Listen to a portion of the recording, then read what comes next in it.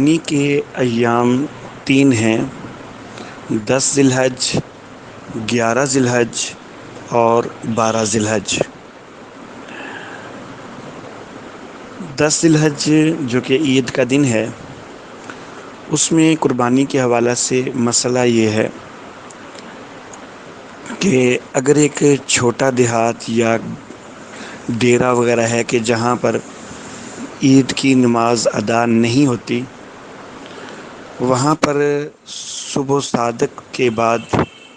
یعنی سحری کا وقت ختم ہونے کے بعد، فجر کا وقت شروع ہونے کے بعد قربانی جائز ہو جاتی ہے۔ خواہ بھی فجر کی نماز بھی نہ پڑھی ہو، قربانی جائز ہو جائے گی۔ سحری کا وقت ختم ہو جائے، فجر کا وقت شروع ہو جائے تو قربانی کا وقت شروع ہو جاتا ہے۔ ایسے چھوٹے دیہات میں یا ڈیرے وغیرہ میں کہ جہاں پر عید کی نماز نہیں ہوتی ہے۔ اور 12 ذی الحج کی مغرب تک کا وقت ہوتا ہے۔ لیکن جس گاؤں میں یا شہر میں عید کی نماز ہوتی ہے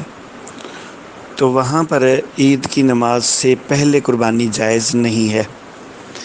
عید کی نماز کے بعد قربانی جائز ہے۔ نبی اکرم صلی اللہ علیہ وسلم کے دور میں ایک دفعہ صحابہ کرام نے عید کی نماز سے پہلے کچھ صحابہ نے قربانی کر لی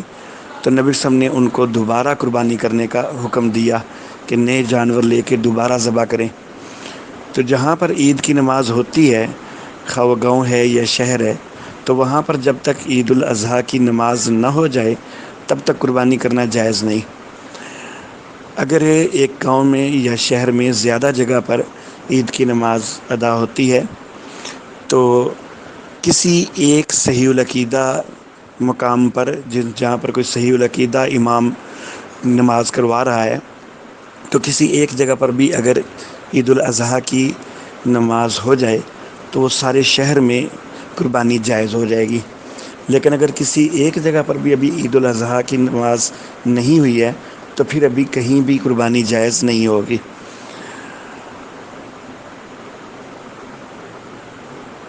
کسی ایک جگہ پر عید الاضحیٰ کی نماز ہو جانا یہ کافی ہے۔ یہ لازم نہیں ہے کہ ہر بندہ جس نے قربانی کرنی ہے اس کی اپنی قربانی بھی ہو چکی ہو، اس نے خود بھی عید کی نماز پڑھ لی ہو، یہ لازم نہیں ہے۔ اس نے خود ابھی عید کی نماز پڑھی ہے یا نہیں، شہر میں کسی بھی جگہ پر اگر عید الاضحیٰ کی نماز ہو چکی ہے تو پھر وہ قربانی کر سکتا ہے۔ قربانی کے لیے یہ لازم نہیں ہے کہ خود نماز پڑھی ہو۔ ٹھیک ہے، نماز ایک الگ واجب ہے، لیکن یہ صرف مردوں کے لیے واجب ہے، اور قربانی تو عورتوں پر بھی ہوتی ہے۔ تو عورتوں کے لیے واجب تو نہیں ہے عید الاضحیٰ پڑھنا، ہاں البتہ جائز ہے ان کے لیے، لیکن واجب نہیں ہے۔ تو قربانی تو انہوں نے بھی کرنی ہے، تو وہ عید الاضحیٰ اگر نہیں پڑھتی ہیں تو کیا وہ قربانی بھی نہیں کریں گے؟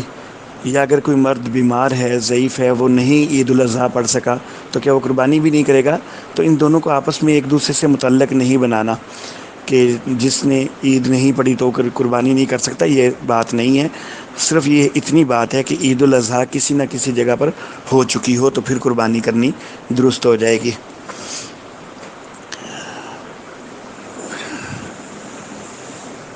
3 دن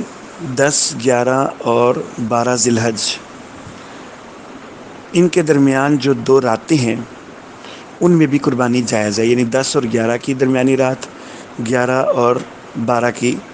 درمیانی رات، ان 2 راتوں میں بھی قربانی جائز ہے۔ البتہ افضل یہ ہے کہ قربانی دن کے وقت میں کی جائے،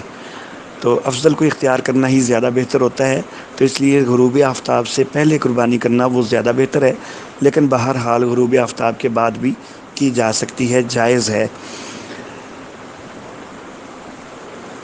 دور حاضر میں بعض لوگوں کو یہ غلط فہمی ہوئی ہے ایک حدیث کی وجہ سے، ایک روایت کی وجہ سے، کہ چوتھے دن بھی قربانی جائز ہے۔ حضرت جبیر بن مطعم رضی اللہ عنہ کی وہ روایت ہے کہ کل منا منہر و کل ایام التشریق ذبح، کہ منا سارے کا سارا قربانی کا مقام ہے اور ایام تشریق سارے ذبح کے دن ہیں۔ تو میں یہ عرض کرنا چاہوں گا کہ یہ روایت مختلف سندوں سے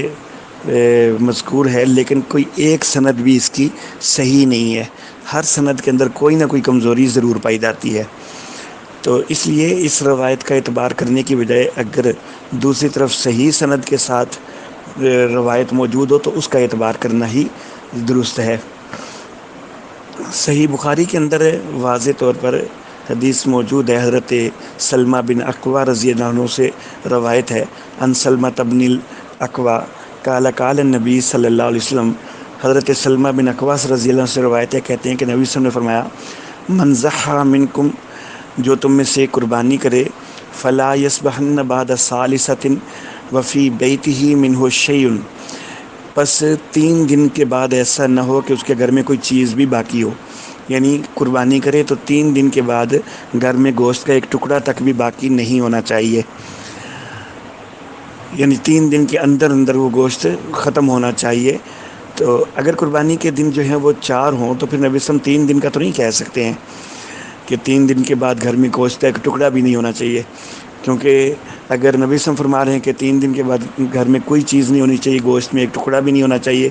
اور چوتھے دن قربانی کرنے والا اگر پورا بکرا گھر میں لے آتا ہے یا پوری گائے کی پتی لے آتا ہے تو وہ کیسے درست ہوگا؟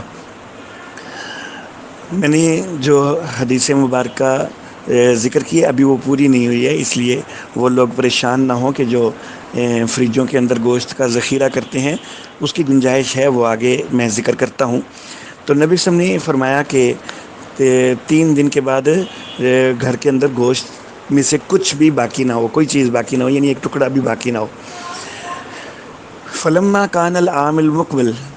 جس وقت اگلا سال آیا، قالو، صحابہ نے پوچھا، یا رسول اللہ، اے اللہ کے رسول، نفعل کما فعلنا عام الماضی، کیا ہم اسی طرح کریں جس طرح پچھلے سال کیا تھا؟ کہ پچھلے سال آپ نے حکم دیا تھا کہ صرف 3 دن کے اندر ہی گوشت ختم ہونا چاہیے، اس کے بعد گھر میں گوشت کا ایک ٹکڑا بھی نہیں ہونا چاہیے،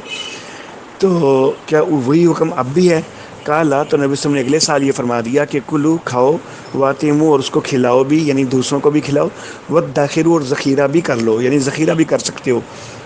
فإن ذلک العام کان بالناس جہد، پس بے شک وہ جو پچھلا سال تھا اس میں لوگوں کو مشقت تھی، فأردت ان تعینوا فیہا، تو میں نے ارادہ کیا تھا کہ تم اس میں ایک دوسرے کی معاونت کرو، یعنی چونکہ پچھلے سال لوگوں کی مالی حالت کمزور تھی، بہت سارے لوگ غریب تھے، تو اس لیے میں نے کہا تھا کہ 3 دن کے اندر اندر گوشت ختم کرو تاکہ تم غریبوں میں تقسیم کرو اور گھروں کے اندر ذخیرہ نہ کرو، لیکن اب چونکہ گھروں میں لوگوں کی مالی حالت بہتر ہو چکی ہے تو اس لیے اب سارا تقسیم کرنا 3 دن کے اندر یہ لازم نہیں ہے، اب خود بھی کھا سکتے ہو، دوسروں کو بھی کھلا سکتے ہو اور ذخیرہ بھی کر سکتے ہو۔ تو بہرحال نبی صلی اللہ علیہ وسلم نے جو اس پہ ایک سال یہ فرمایا کہ 3 دن کے بعد گھر میں بالکل گوشت نہیں ہونا چاہیے، اس سے بڑا واضح ہے کہ قربانی کے دن 3 ہی ہیں، اگر 4 ہوتے تو نبی صلی اللہ علیہ وسلم بعد ثالثۃ کی بجائے بعد رابعۃ فرماتے کہ 4 دن کے بعد گھر میں گوشت کا ٹکڑا بھی نہیں ہونا چاہیے، لیکن آپ نے 3 دن کا فرمایا، تو اس سے بڑا واضح ہے کہ عید کے 3 دن ہی جو ہیں وہ قربانی کے دن ہیں، 10، 11 اور 12۔ موطا امام مالک کے اندر روایت ہے، حضرت عبداللہ ابن عمر رضی اللہ عنہما سے، کالا الاضحی یومان بعد یوم الاضحیٰ، کہ قربانی کے دن 2 ہیں عید الاضحیٰ کے دن کے بعد، تو گویا کہ 3 دن ہیں کل۔ حضرت عبداللہ ابن عمر رضی اللہ تعالیٰ عنہما صحابی رسول ہیں اور صحابی سارے کے سارے عادل ہیں، وہ ظاہر بات ہے کہ وہ غلط بات نہیں کرتے ہیں، جھوٹ نہیں بولتے ہیں، اور جو شرعی مسائل کے حوالہ سے جن میں اجتہاد کو دخل نہیں ہے، تو صحابی جو بات کرتا ہے تو وہ یقیناً نبی اکرم صلی اللہ علیہ وسلم سے ہی وہ ثابت ہوتی ہے تبھی وہ کرتا ہے، تو یہ حکماً یہ روایت مرفوع ہے کہ یقیناً حضرت عبداللہ ابن عمر رضی اللہ عنہما نے نبی اکرم صلی اللہ علیہ وسلم سے ہی اس بات سنی ہے، یا آپ کو نبی وسلم سے یہ بات پہنچی ہے کہ قربانی 2 دن ہے عید الاضحیٰ کے بعد، تو اسی لیے انہوں نے فرمایا اپنے پاس سے وہ یہ بات نہیں کر سکتے ہیں۔ تو صرف وہ جو ایک روایت ہے کہ سارے ایام تشریق جو ہیں وہ ذبح کے ہیں، تو وہ ضعیف روایت ہے، اس سے وہم نہیں ہونا چاہیے، اور ویسے بھی ایام تشریق میں تو پھر 9 ذی الحج بھی ہے، تو 9 ذی الحج کو تو قربانی کا کوئی بھی قائل نہیں ہے، تو اگر ایام تشریق سارے جو ہیں وہ قربانی کے ہیں تو پھر تو 9 سے 13 تک 5 دن ہو جانے چاہیے، پھر 4 دن کا تصور تو نہیں ہونا چاہیے۔ تو بہرحال قربانی کے دن 3 ہی ہیں، عید الاضحیٰ کا دن اور اس کے بعد 2 دن۔ وآخر دعوانا ان الحمد للہ رب العالمین۔